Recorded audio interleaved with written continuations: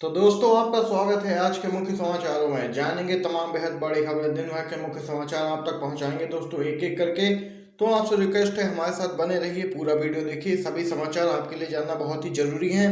तो दोस्तों पहली बड़ी खबर आपको बताते चलें, बीजेपी को लगा है जोरदार झटका। एक बड़ा सर्वे दोस्तों सामने निकल के आया है। ये सर्वे किसी आम कंपनी या किसी आम प्राइवेट एजेंसी द्वारा नहीं किया गया है, बल्कि याहू इंडिया द्वारा किया गया है। याहू इंडिया ने एक पोल क्रिएट किया था।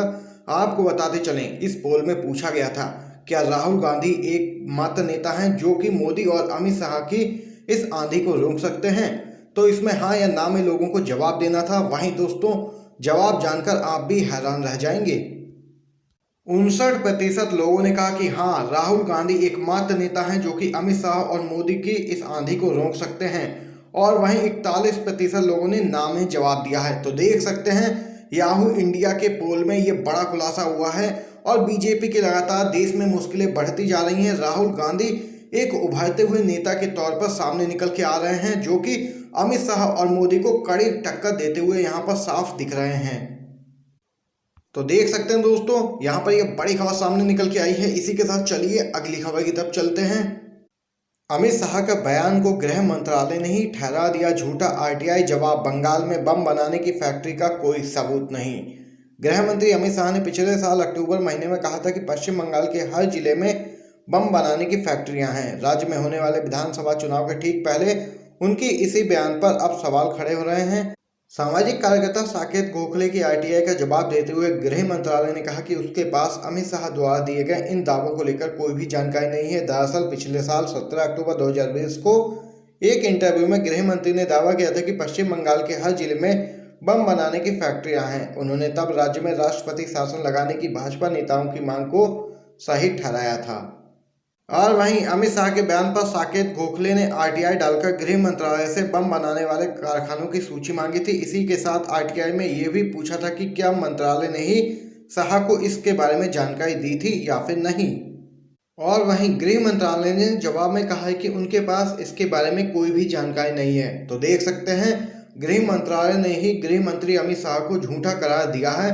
इससे पहले सीएम ममता बनर्जी भी अमित शाह और पीएम मोदी को झूठा बता चुकी हैं। वहीं दोस्तों अगर आप लोग भी बीजेपी पार्टी को झूठ की फैक्ट्री मानते हैं तो अभी वीडियो को लाइक करके कमेंट बॉक्स में कमेंट जरूर कीजिए, बीजेपी हटाओ देश बचाओ। वहीं एक और खबर जानते हैं। अब ईवीएम के खिलाफ सिद्धू ने खोला मोर्चा, बोले संस्थाएं कठपुतली हो गई हैं, इसलिए बैलेट पेपर से हो चुनाव। देश में जब भी चुनाव होते हैं तब तब ईवीएम का मुद्दा उठाया जाता है। और वहीं इस महीने देश के 5 राज्यों में विधानसभा चुनाव के लिए मतदान होने वाला है। उससे पहले एक बार फिर कांग्रेस पार्टी ने ईवीएम के मुद्दे पर भाजपा को घेरना शुरू कर दिया है। पंजाब विधानसभा में पूर्व कैबिनेट मंत्री नवजोत सिंह सिद्धू ने चुनावों में मतदान के लिए इस्तेमाल की जा रही ईवीएम मशीनों पर सवाल खड़े किए हैं। उन्होंने कहा कि अगर बैलेट पेपर से चुनाव कराया जाए तो यह साफ हो जाएगा कि कौन सा राजनीतिक दल कितने पानी में है। इसके साथ ही कांग्रेस नेता नवजोत सिंह सिद्धू ने यह भी कहा कि चुनाव ईवीएम मशीनों से नहीं बैलेट पेपर से करवानी चाहिए। बैलेट पेपर से चुनाव करवाने की मांग करते हुए सिद्धू ने यह भी कहा कि कई विकसित देश अब ईवीएम पर बैन भी लगा चुके हैं। कई देश बैलेट पेपर से चुनाव करवा रहे हैं। इस दौरान कांग्रेस नेता सिद्धू ने भाजपा पर निशाना साधते हुए कहा कि भाजपा ने कुछ ही सालों में कुछ संस्थाओं को कठपुतली बना दिया है, जो कि उनके इशारे पर काम कर रही है। दरअसल हाल ही में महाराष्ट्र सरकार राज्य में होने वाले विधानसभा चुनाव और लोकल चुनाव के लिए बैलेट पेपर से मतदान करवाने के लिए प्रस्ताव लाई है।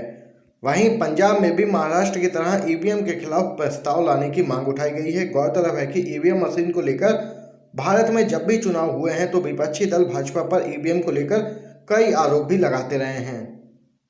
पेट्रोल डीजल की कीमतों पर राहुल का निशाना, कहा टैक्स वसूली कर मित्र वर्ग का कर्ज माफ कर रही है मोदी सरकार। एक बार फिर से राहुल गांधी ने एलपीजी, पेट्रोल और डीजल की कीमतों को लेकर मोदी सरकार पर निशाना साधा। कांग्रेस के पूर्व अध्यक्ष ने ट्वीट करते हुए सरकार पर आरोप लगाया है कि केंद्र सरकार एलपीजी, पेट्रोल और डीजल पर आम लोगों से अंधाधुंध टैक्स वसूली कर रही है।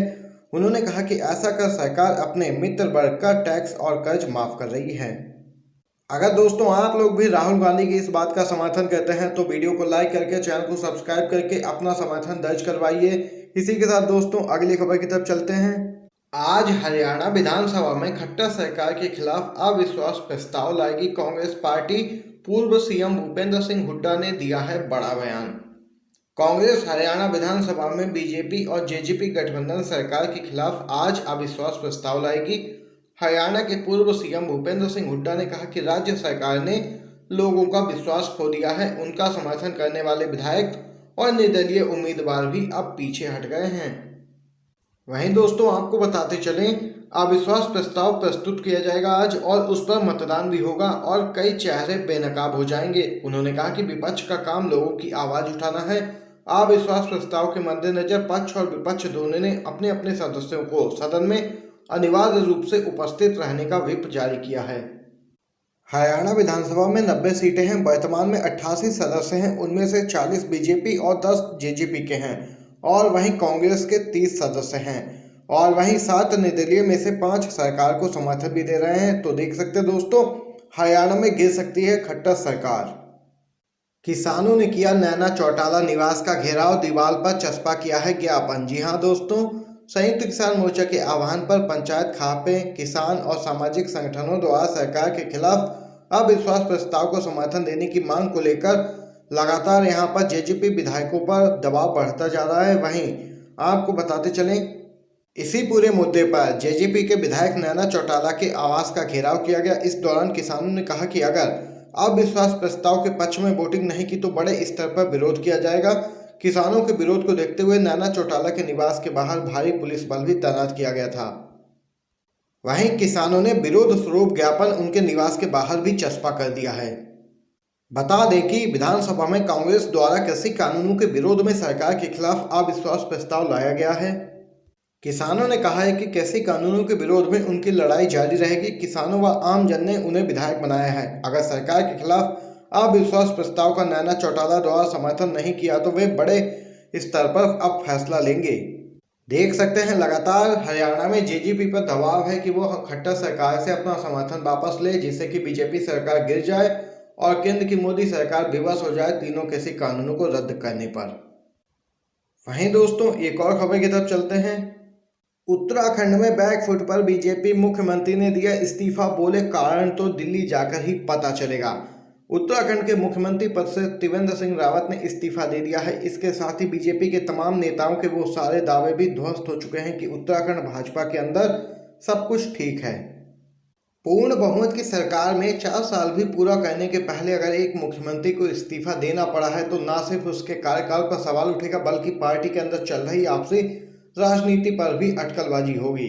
वहीं दोस्तों आपको बताते चलें, मगर ये समझना मुश्किल है कि देश का मीडिया इस पर कोई भी राजनीतिक अटकलबाजी क्यों नहीं कर रहा है। ऐसा लग रहा है कि उत्तराखंड के मुख्यमंत्री के साथ साथ टीवी चैनलों के तमाम संपादकों को भी आदेश ही आया करता है कि पब्लिक में कितना कुछ बोलना है, क्योंकि यही मीडिया है जो बिहार के उप मुख्यमंत्री रह चुके तेजस्वी यादव के बड़े भाई तेज प्रताप यादव की पत्नी की कहानियों पर घंटों एपिसोड चलाता है। इसे बिहार की राजनीति का बड़ा उलटफेर बताता है और इधर एक राज्य की सत्ता में इतना बड़ा परिवर्तन हुआ मगर भाजपा की आपसी टूट पर कोई भी सवाल नहीं उठाया जा रहा है। ऐसे मीडिया मैनेजमेंट मात्र से राजनीतिक दबाव खत्म नहीं हो जाते। इस बात को बीजेपी की न सिर्फ उत्तराखंड यूनिट समझ रही है बल्कि हरियाणा सरकार भी समझ रही है, क्योंकि आज उसकी भी अग्नि परीक्षा है जब अविश्वास प्रस्ताव को विधानसभा में पेश किया जाएगा। कहीं ऐसा न हो कि किसान आंदोलन के चलते सीएम मनोहर लाल खट्टर को भी इस्तीफा देना पड़े। राकेश टिकैत की चेतावनी, जरूरत पड़ी तो लाखों किसान ट्रैक्टर के साथ करेंगे संसद मार्च। भारतीय किसान यूनियन के नेता राकेश टिकैत ने एक बार फिर सरकार को चेताते हुए कहा कि अगर आवश्यकता पड़ी तो 3 नए कृषि कानूनों को निरस्त कराने के लिए लाखों की संख्या में किसान ट्रैक्टरों पर संसद पहुंचेंगे। वहीं टिकैत ने नरेंद्र सिंह तोमर का नाम लिए बिना उन्हें बिना अधिकार का केंद्रीय कृषि मंत्री भी बताया। वहीं आपको दोस्तों बताते चलें, केंद्र के 3 कृषि कानूनों को वापस करने की मांग को लेकर दिल्ली की विभिन्न सीमाओं पर चल रहे किसान आंदोलन के प्रमुख किसान नेता राकेश टिकैत ने एक किसान रैली में कहा कि यदि जरूरत पड़ी तो हम तीनों काले कानूनों को रद्द कराने के लिए लाखों की संख्या में ट्रैक्टर पर संसद पहुंचेंगे। दोस्तों आपको बताते चलें, राकेश टिकैत इससे पहले भी सरकार को चेता चुके हैं कि अगर सरकार ने उनकी मांगे नहीं मानी तो वह लोग चुनावी राज्यों में जाकर मोदी सरकार के खिलाफ प्रचार करेंगे और बीजेपी को वोट ना देने की अपील भी करेंगे लोगों से। मूर्ख बनाते हैं, घर घर मोदी बोल मत दीजिएगा, घर घर से मोदी जी को धक्का दिया जाने वाला है।